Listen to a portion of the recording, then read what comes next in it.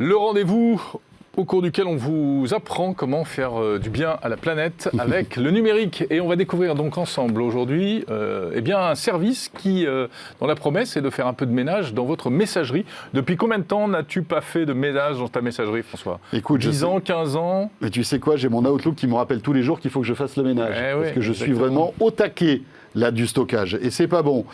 Édouard Natté, bonjour. Édouard Natté est avec nous. Bonjour. Vous êtes CEO de Fox Intelligence. Exactement. Voilà, et donc vous allez nous parler de CleanFox, parce que l'idée, évidemment, c'est, peut-être pour faire du bien à la planète, c'est de faire du ménage dans sa boîte mail. Est-ce que vous pouvez nous présenter CleanFox ? Oui, CleanFox, c'est une application qui est gratuite, qui est sécurisée, et qui permet à n'importe qui de pouvoir en quelques minutes faire du ménage dans sa boîte mail. Oui, comment ça se passe ? Alors ça se passe, c'est très simple. On arrive, on télécharge sur Android ou sur iOS l'application CleanFox. Ensuite, on va connecter sa boîte mail en générant souvent un mot de passe d'application, c'est-à-dire un mot de passe sécurisé juste pour cette application-là.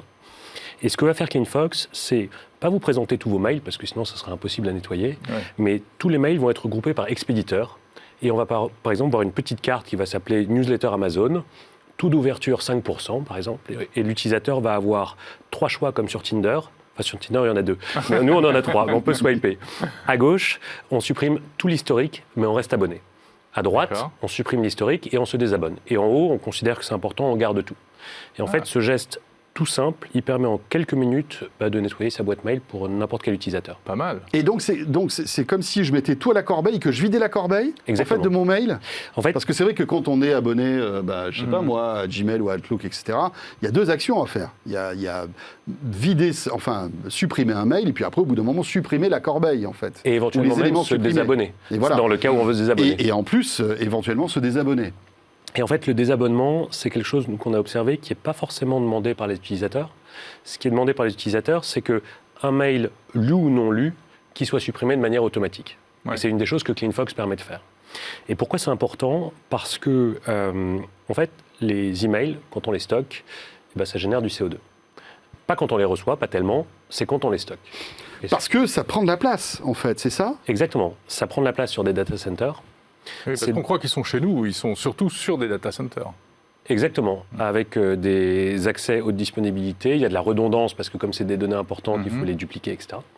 Et en fait, chaque mail, c'est 10 grammes de CO2 par an. Alors en soi, ce n'est pas un problème juste pour un mail. Chaque mail, 10 grammes de CO2 par an, d'après l'ADEME et Greenpeace. Les chiffres ont été un peu contestés. Alors les chiffres ont été contestés parce qu'au début, les chiffres étaient beaucoup plus élevés. Et on avait pris des chiffres avec une pièce jointe de 1 mégaoctet. Alors effectivement, quand on regarde des newsletters, en plus, après, ils ont été contestés parce que dans les newsletters, parfois, l'image n'est pas stockée dans le mail, elle est stockée sur un serveur à l'extérieur et ça se télécharge au moment où on arrive. Oui, en fait, le consensus, il est autour à peu près, effectivement, de 10 grammes de CO2. C'est une moyenne. Une moyenne. Okay. Et ça, c'est pour un petit mail, 10 grammes de CO2. Quand Jérôme m'envoie ses photos de vacances avec je ne sais pas combien de pièces jointes. Avec 3 PDF, là, de l'audio et de la 10 grammes. Alors, le mail dans lequel il y a beaucoup de pièces jointes, effectivement, c'est plus que 10 grammes. Mais il se trouve qu'en moyenne, quand on regarde une boîte mail d'un utilisateur normal, c'est-à-dire avec des newsletters, avec des mails perso, des pièces jointes, etc., c'est à peu près 10 grammes de CO2 par mail. Donc, si demain, le monde entier, tous les utilisateurs et tous les possesseurs de boîtes mail se tenaient la main et faisaient un ménage avec votre service ou avec d'autres, on ferait des économies de CO2 monstrueuses. En fait, pour se donner une idée, aujourd'hui, on a sur CleanFox à peu près 4,5 millions d'utilisateurs. On en a eu 3,5 millions sur portable et puis le reste sur desktop. Et en 2020, l'année dernière, on a supprimé 4 milliards de mails. Ça fait 40 000 tonnes de CO2.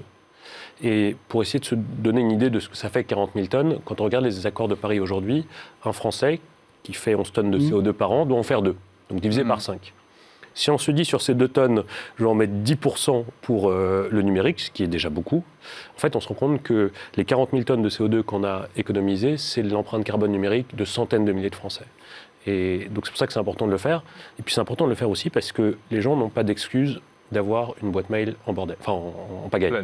Pardon. Non, mais vous pouvez. Hein, Moi, il y a une question que je me pose. Alors, c'est très bien ce que vous faites. Bravo. Mais comment se fait-il que les Google et Microsoft, tous ces gens-là, ne prennent pas le problème à bras-le-corps de manière plus importante ? Alors, ce qui a été le plus souvent considéré comme action prioritaire par tous les gens qui ont des data centers, c'est la compensation. C'est le fait de dire j'achète des crédits carbone et comme ça, le plus rapidement possible. Plante des arbres et comme ça. Alors, c'est même pas planter forcément des arbres, c'est aller voir des gens qui produisent de l'énergie verte, c'est-à-dire on va dire décarbonée, de leur acheter le crédit et comme ça, on peut afficher très rapidement un objectif de dire je suis 100% décarboné. Bon, ça, c'était la première étape. Oui, parce que quand on est riche, on peut le faire. Exactement. La deuxième étape, et pour le coup c'est ce que font à peu près tous les grands groupes aujourd'hui, c'est le fait de vraiment investir dans des productions éoliennes, solaires, etc., pour être capable d'avoir pas de la compensation, mais vraiment de la production verte, à proprement parler. La troisième chose, et nous c'est ce qu'on pousse, c'est la question de la civilité.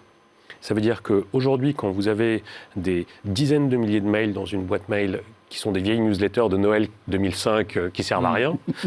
Ah, ça peut être ça. Après, il y a un petit côté nostalgie. Le fétichiste de la newsletter peut y trouver son compte. Oui. Mais ça fait léger. Oui, mais c'est vrai. Mais ça coûte cher. Et ça coûte cher. Deuxième point, quand vous avez 80 photos de l'intérieur de votre poche qui ont été dupliquées sur iCloud et Google Photos parce que votre téléphone... Voilà, tous ces gestes, ou alors une vidéo YouTube qui aurait été vue 7 fois et qu'on a uploadé autant de fois d'ailleurs, ça, en fait, c'est quelque chose sur lequel il faut changer les comportements parce qu'on est à la veille de la 5G, de l'explosion de l'IoT. Et donc, on va avoir une augmentation des données. Et si on ne met pas en place juste des règles très civiques d'utilisation d'Internet, on a un gros problème qui va se présenter. La gabegie, c'est comme on ne peut pas laisser le robinet ouvert en permanence, quoi. Exactement. Sauf que le robinet, on l'entend et ça coûte quelque chose. Ouais. Et une question quand même, Édouard. J'ai noté, le deuxième mot que vous avez prononcé, c'est sécurité ou confiance. Parce qu'effectivement, pour que ça marche, votre système, il faut que je vous donne accès à ma boîte mail. Exactement. C'est pas rien de vous donner l'identifiant et le mot de passe de ma boîte mail. Quelle garantie j'ai que vous n'allez rien en faire? Et d'ailleurs, est-ce que vous en faites quelque chose? Alors, 3 choses. La première, c'est la question de la transparence. Ça veut dire que tous les utilisateurs qui arrivent sur CleanFox savent exactement comment Fox Intelligence et CleanFox fonctionnent. Donc on est ultra transparent, on ne cache rien. Le deuxième point, c'est le point de la sécurité. C'est-à-dire, quand bien même on est gentil, on peut s'imaginer qu'il y ait des gens qui le soient moins. Et donc nous, ce que l'on doit garantir, c'est un niveau au moins équivalent, mais en réalité c'est supérieur, au niveau de sécurité qui est offert par la boîte mail par défaut. Bon. Et le troisième point, en gros, c'est comment est-ce que Fox Intelligence vit. Comment est-ce qu'on fait pour financer 50 développeurs? Bien sûr. Voilà. Et nous, Quel est votre modèle économique, en fait? Exactement. Et nous, ce qu'on a décidé de faire, c'est quelque chose qui va un peu à l'encontre de ce qu'il fait habituellement. C'est pas de publicité, pas de ciblage, pas d'exploitation de données personnelles. On se l'interdit. Et ce qu'on fait, c'est un business model un peu différent, qui est un truc de statisticien. On fait des statistiques sur les volumes de e-commerce. Et en fait, les boîtes de e-commerce ont pris l'habitude depuis des dizaines d'années, contrairement aux boîtes de offline, brick and mortar, de ne jamais communiquer leurs chiffres en détail.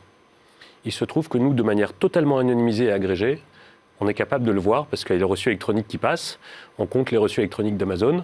En fait, les chiffres qu'on a, par exemple dans le confinement, on en parlait sur BFM Business il y a quelques mois, on est capable d'apporter une transparence qui ne fait aucun préjudice pour les utilisateurs. Et ça, c'est notre business model. Mais c'est-à-dire que vous rendez... C'est un peu compliqué, c'est très B2B. C'est B2B, oui. Vous êtes capable de dire ensuite que Amazon a généré tant de ventes, etc. D'accord. Et c'est tout bête parce que c'est une information qui a de la valeur. C'est une information qui n'a pas de composante personnelle dedans. On ne peut pas savoir que j'ai acheté quelque chose. C'est-à-dire, vous anonymisez, vous enlevez bien sûr. Non seulement on anonymise, ça c'est le premier point, mais surtout on agrège. Parce que nous, ça ne nous intéresse pas de savoir que j'ai acheté un téléphone Xiaomi. C'est le volume de data qui est important. C'est le volume de data qui est important. D'accord. Et avoir cette information-là, c'est très important pour comprendre ce que fait Vinted, Wish, Amazon, etc. Bon, voilà, super intéressant, hein, CleanFox. Super, mais... Voilà.